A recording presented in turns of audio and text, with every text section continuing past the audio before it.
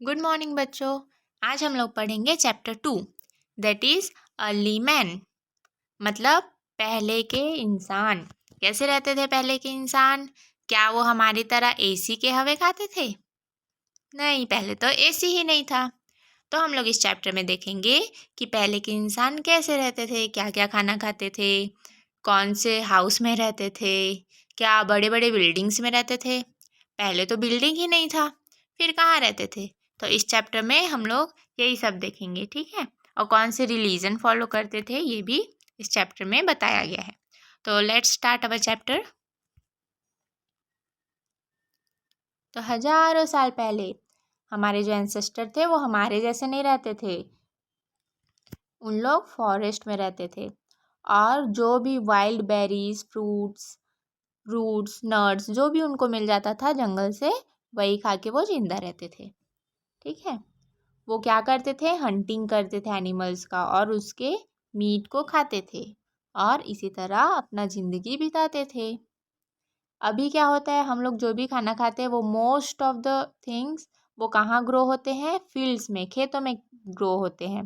पर उस टाइम में फार्मिंग नहीं होता था, उनको फार्मिंग पता ही नहीं था कि कैसे फार्मिंग किया जाए। तो उन लोग जो भी मिल जाता था फॉरेस्ट में तो उसको ऐसे ही घूम घूम के खाते रहते थे। पहले के इंसान थे, उन लोग स्मॉल ग्रुप्स में रहना पसंद करते थे ताकि अगर कोई बिग एनिमल, वाइल्ड एनिमल उन पे हमला कर दे तो खुद को उन लोग अगर ग्रुप में रहेंगे तो सेव करेंगे। पर उन लोग कभी अपना हाउस नहीं बनाए और ना ही एक जगह पे ज़्यादा टाइम तक रहे। अगर उन लोग एक ही जगह में रहेंगे तो वहाँ के सारे फ्रूट्स तो ख़त्म हो जाएंगे और उनको कुछ खेती करना तो आता नहीं था, तो वो क्या खाएंगे। इसलिए वो क्या मूव करते रहते थे एक प्लेस से अनदर प्लेस। और पहले तो मॉल भी नहीं होता था, तो उन लोग अपना कपड़ा कहाँ से खरीदेंगे। इसलिए क्या करते थे, उन लोग कपड़ा के जगह में लीव्स या बार्क ऑफ ट्री, मतलब कि छाल, जो कि ट्री के छाल होते हैं, उन लोग से ही कपड़े बनाते थे, अपने स्किन को उसी से कवर करते थे। उन लोग एनिमल का स्किन भी यूज़ करते थे अपने स्किन को कवर करने के लिए। और जो भी ऑर्नामेंट्स, ज्वेलरी अभी मम्मी लोग पहनते ना बहुत सुंदर सुंदर ज्वेलरी, तो वैसे ही पहले के भी लोग वुड मतलब लकड़ी या बोन्स ये सब का ज्वेलरी बना के पहनते थे, ठीक है। अब मैंने बताया कि पहले के लोग हंटिंग करते थे ना, तो हंटिंग ऐसे हम लोग खुले हाथ से तो नहीं कर सकते। अगर हम लोग कोई चीता को पकड़ना चाहते हैं तो उसके पीछे तो दौड़ेंगे तो वो चीता तो बहुत तेज़ दौड़ता है ना, तो हम लोग उसको पकड़ ही नहीं पाएंगे। तो लोग क्या यूज़ करते थे, स्टोन के टूल्स यूज़ करते थे ताकि वो अपने शिकार को हंट कर सके। पर टूल्स बनाने के लिए अभी क्या होता है कि हम लोग आयरन के टूल्स बनाते हैं जो कि बहुत ही शार्प रहता है और एफिशिएंट रहता है। पर पहले तो आयरन और ब्रास ये सब की खोज ही नहीं हुई थी, तो उनको पता ही नहीं था कि आयरन नाम का भी कोई चीज़ होता है।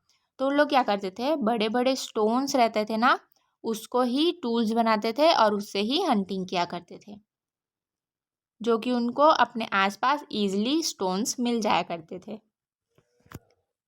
Earliest tool were made by chipping stones. Chipping stone मतलब कि एक पत्थर से दूसरे पत्थर को टकराते थे, फिर जो पत्थर टूट के बाहर होता था उसको ही वो एज अ टूल यूज़ करते थे। धीरे धीरे क्या हुआ, उन लोग smaller chips were fixed on wood, मतलब एक लकड़ी रहते थे, उसमें एक छोटा सा स्टोन फिक्स कर देते थे ताकि वो किसके जैसा बन सके, हैमर्स के जैसा, जिसको वो हाथ में ईजिली पकड़ पाए। इससे उनका हंटिंग का प्रोसेस ईजी हो जाता था। फिर बाद में उन लोग for hunting they made Bhoj and arrows, उन लोग धनुष बाण बनाने लगे। हम लोग पिछले क्लास में देखे थे ना कि केव में एक दो आदमी खड़े थे, उनके हाथ में धनुष बाण जैसा कुछ चीज़ था, तो वो उन लोग यूज़ करते थे हंटिंग के लिए, ठीक है। उसके बाद bones and horns of animals, horns मतलब क्या होता है, सींग, और बोन मतलब हड्डी, ये दोनों को भी उन लोग यूज़ करते थे एज अ वेपन, हथियार के जैसा, ठीक है।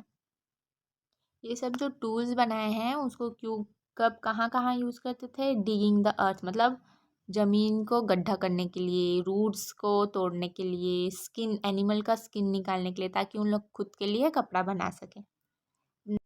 नेक्स्ट देखते हैं यूज़ ऑफ फायर्स। माना जाता है कि किसी टाइम में जब हमारे एंसेस्टर्स टूल्स बना रहे थे या धोखे से कोई दो पत्थर ना टकरा गया तो क्या हुआ, वहाँ से स्पार्किंग पैदा हुआ, चिंगारी पैदा होता है ना, दो पत्थर टकराता है तो। और वहाँ पे ड्राइड लीव्स थे तो वो सब चिंगारी के कारण जलने लगे। तो इस तरीके से आग का आविष्कार हुआ। मतलब ये एक्सीडेंटली हुआ। ये एक मिनट, हाँ, मतलब ये एक्सीडेंटली हुआ। और ये फिर आग को उन लोग एक बार जान गए कि कैसे आग पैदा होता है, तो उस आग को लोग यूज़ करने लगे।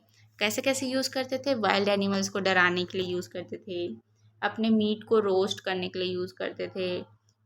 रोस्ट करना मतलब कि पकाते थे मीट को। पहले वो लोग कच्चा ही खा जाते थे जब आग नहीं था तो। अब जब उनको आग के बारे में पता चला तो उन लोग अब पका के खाने लगे। फिर विंटर्स में खुद को कूल रखने के लिए भी आग का यूज़ करते थे।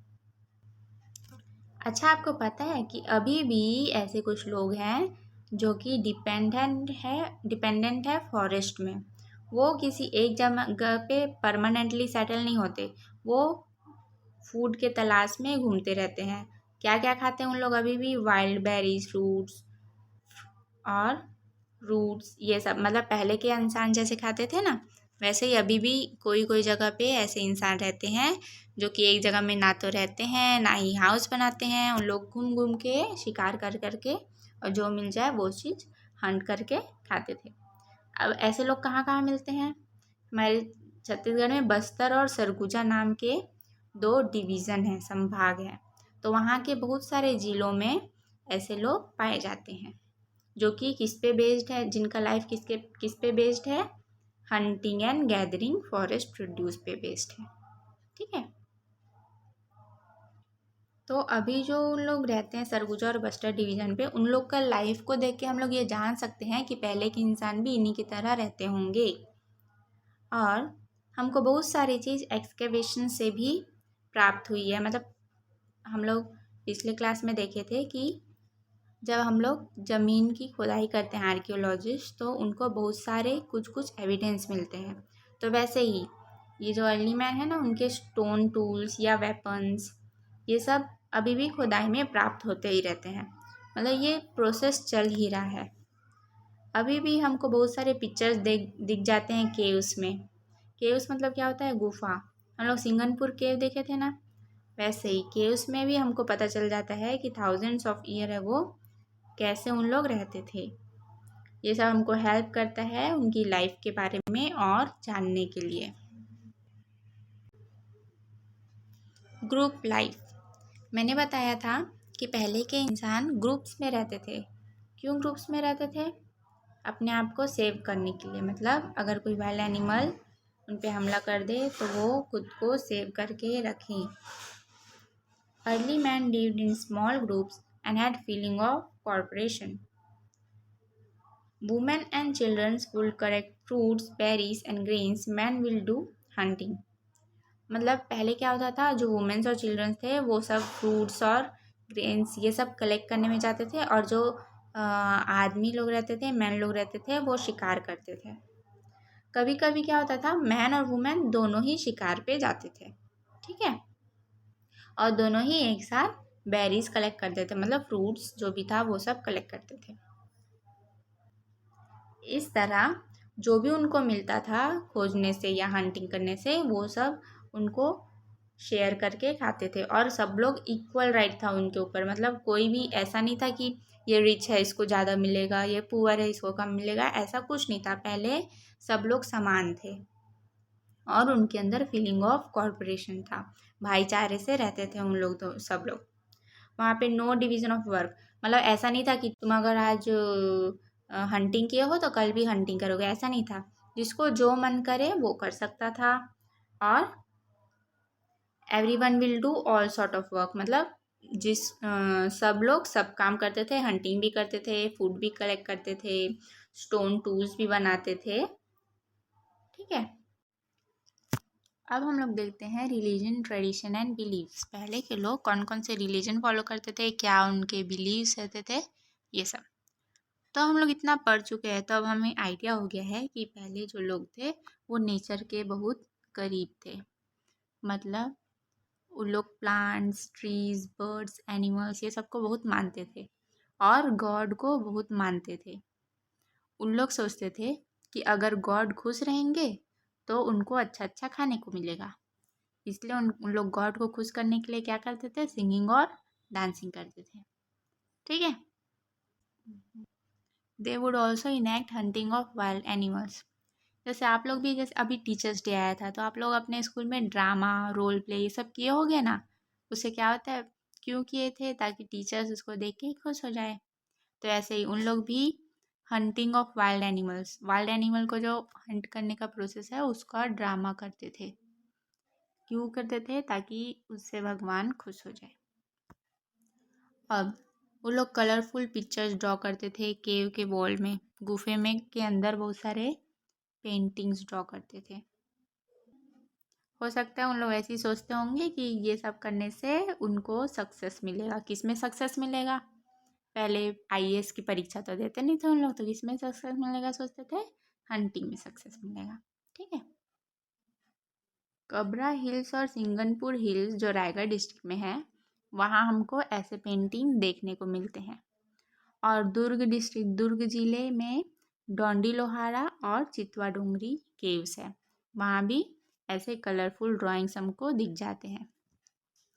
जो चितवा डोंगरी और डोंडी लोहारा के केव्स हैं उसमें कैसे कौन कौन से ड्राइंग्स हैं, एलिगेटर मतलब घड़ियाल, लिजार्ड और अदर एनिमल्स का भी ड्राइंग है।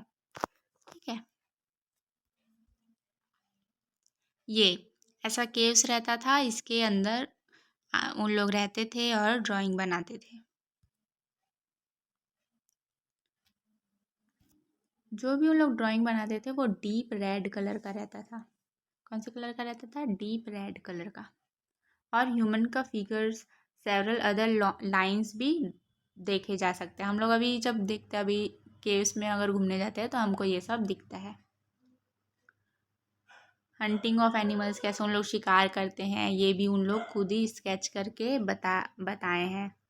लैडर का भी ड्राइंग है, बहुत सारी चीज़ का ड्राइंग है। आप लोग कभी जाओगे केव्स में घूमने तो वहाँ देखना बहुत सारे अलग अलग प्रकार के मतलब एनिमल्स के, लैडर, घड़ियाल ये सब का ड्राइंग उन लोग बना के रखे हैं। बहुत थाउजेंड्स ऑफ ईयर एगो का है वो, और वो अभी तक है। और कौन से कलर का है वो, रेड कलर का, रेड कलर का अभी भी है।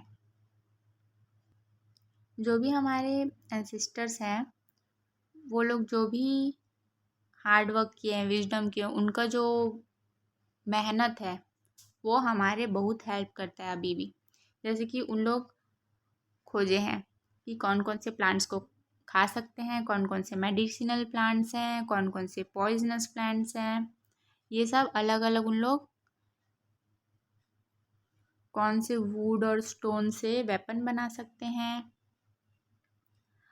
कैसे हम लोग थिक फॉरेस्ट मतलब कि बहुत घने जंगल में एंटर कर सकते हैं। They recognize the qualities of plants, trees and animal and on its basis started agriculture and domestication of animals. अब धीरे धीरे क्या हुआ, हमेशा उन लोग हंटर्स एंड गैदरर्स तो रह नहीं सकते, तो धीरे धीरे उन लोग डोमेस्टिकेशन मतलब जानवरों को पालना शुरू किए। अच्छा, आपको पता है कि सबसे पहला जानवर जो पाले थे वो कौन था? अगर पता होगा तो नीचे कमेंट सेक्शन में बताना। ठीक है। Beginning of agriculture and animal husbandry. तो 10,000 साल पहले थोड़े थोड़े चेंजेस होने चालू हुए। ठीक है। वर्ल्ड में जितने भी डिफरेंट जगह में लोग रहते थे, उन लोग क्या चालू किए, डोमेस्टिकेटिंग एनिमल्स मतलब कि पशुपालन और प्लांट्स को ग्रो करना चालू किए। ये देखो यहाँ पे लिखे, the first animal to be domesticated was dog. अभी भी हम लोग डॉग को पालते हैं ना, अभी तो लेकिन शौक से पालते हैं, पर पहले मेन पर्पस क्या रहता था डॉग को पालने का, सिक्योरिटी। डॉग क्या करते थे, बचा हुआ खाना को खाते थे, जो भी इंसानों से बच गया जाता था उसको खाते थे और हंटिंग में हेल्प करते थे। इसी प्रकार शीप, गोट, काउस इन लोग को भी पालना धीरे धीरे इंसान शुरू किए। एग्रीकल्चर, पहले क्या होता था कि there was no need for agriculture, मतलब कि उन लोग को पर्याप्त मात्रा में भोजन मिल जाता था। पर जैसे जैसे पॉपुलेशन बढ़ा तो डिमांड बढ़ा, और डिमांड बढ़ा तो उन लोग स्टार्ट किए एग्रीकल्चर। मतलब क्या करते थे उन लोग, सीड को फेंक देते थे ऐसे फील्ड में, और फिर वो स्लोली ग्रो होता था और प्लांट बन जाता था। फिर ये जो तकनीक था वो पूरे वर्ल्ड में फैला और सब लोग, पूरे इंडियन सब कॉन्टिनेंट के लोग स्टार्ट किया एग्रीकल्चर। कब स्टार्ट किया एग्रीकल्चर? 5 या 6 हज़ार साल पहले। मतलब हम लोग 5 या 6 हज़ार साल पहले से एग्रीकल्चर करते आ रहे हैं। नेक्स्ट पैरा में हमें झूम एग्रीकल्चर के बारे में बताया गया है। ये एक ऐसा प्रकार का एग्रीकल्चर होता है जिसमें हम लोग पीस ऑफ लैंड को हमेशा बदलते जाते हैं। मतलब 2-3 साल एक जगह पे फार्मिंग किए, उसके नेक्स्ट ईयर हम लोग शिफ्ट हो जाएंगे दूसरे लैंड पे, उसको क्लियर करेंगे फॉर एग्रीकल्चर एंड वहाँ पे फार्मिंग करेंगे। फिर 2-3 साल बाद फिर से किसी दूसरे पीस ऑफ लैंड पे चले जाएंगे। तो इस तरीके के फार्मिंग को बोलते हैं झूम एग्रीकल्चर। 50 या 100 साल पहले ये एग्रीकल्चर नॉर्थ ईस्टर्न स्टेट जैसे कि आसाम, मणिपुर, ये सब एरियाज में किया जाता था। और अभी बस्तर और सरगुजा साइड भी बहुत सारे ज़िले हैं जहाँ झूम एग्रीकल्चर प्रैक्टिस किया जाता है। Permanent settlement. अब क्या हुआ, जब एग्रीकल्चर सीख गए सब लोग, तो वो जो कल्टिवेटेड एरिया से, मतलब जो फील्ड है उसका एरिया एक्सपांड होना चालू हुआ। मतलब बहुत सारे लोग फार्मिंग करना स्टार्ट कर दिए।